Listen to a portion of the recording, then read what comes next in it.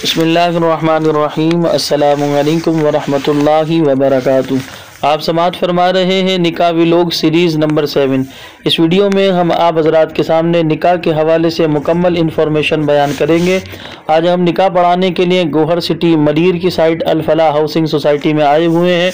यहाँ पर हमने दूल्हा जो है निकाहनामा पूरा फिलअप कर लेने के बाद दूल्हा की तरफ से सिग्नेचर हो रहे हैं। ये दूल्हा के पहले गवाह हैं जिन्हें शादी के निकाहनामे पे शादी के गवाहान लिखा होता है। तो दूल्हा के पहले गवाह ने सिग्नेचर की। अब ये दूसरे गवाह हैं। पहले गवाह का नाम है ताज मोहम्मद बिन गाजी शाह। अब ये जो दूसरे गवाह हैं दूल्हा के, ये सिग्नेचर करेंगे। इनका नाम है मीर मोहम्मद बिन नज़र मोहम्मद बलोच।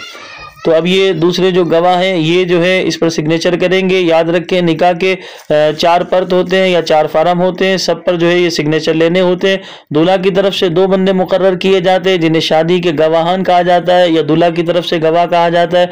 दुल्हन की तरफ से 3 अफराद जो है मुकर्रर किए जाते हैं, जो कि एक वकील बनता है और 2 गवाह। अब ये दुल्हन की तरफ से एक गवाह बने हैं, इनके जो है हम सिग्नेचर ले रहे हैं। अभी चारों पेपर पर ये दुल्हन के जो गवाह हैं ये सिग्नेचर करेंगे। फिर इसके बाद जो दूसरे गवाह हैं वो सिग्नेचर करेंगे। अच्छा, ये दूसरे गवाह हैं, इनका नाम है मोहम्मद इबाद बिन मोहम्मद आबिद। ये सिग्नेचर कर रहे हैं। याद रखिए निकाह पढ़ाने की हमारी ऑल कराची सर्विस है। इसके अलावा ऑनलाइन निकाह पढ़ाने की सर्विस भी हमारी मौजूद है। आप कराची के किसी भी इलाके में रहते हो, निकाह पढ़ाने के लिए आप हमें बुलवा सकते हैं। इसके अलावा ऑनलाइन अगर आपको सर्विस हासिल करनी हो तो व्हाट्सएप पे आप हमसे रब्ता कीजिएगा। अब ये दुल्हन के भाई हैं जिनका नाम है नौमान कामिल बिन मोहम्मद कामिल। ये सिग्नेचर करेंगे। ये दूल्हा की तरफ से जो है दुल्हन की तरफ से गवाह बने हैं। ये गवाह नंबर 1 है। अच्छा, वकील उन्होंने मुझे खुद को मुकर्रर किया था, तो जाहिर सी बात है ये मैंने इसके बाद मैंने सिग्नेचर कर लेने, तो मोहम्मद ज़ीशान मुझे इन्होंने वकील मुकर्रर किया था।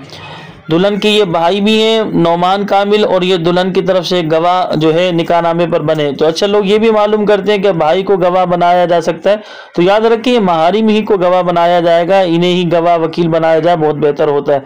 जहाँ अफराद कम होते हैं वहाँ हमारा नाम लिखवा दिया जाता है।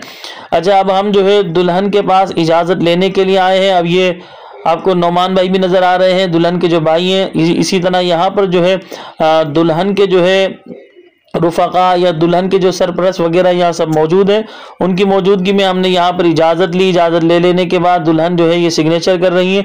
चारों पेपर पर दुल्हन सिग्नेचर करेंगी। निकाहनामे के हमने बताया 4 पेपर होते हैं, चारों पर दुल्हन सिग्नेचर करेंगी।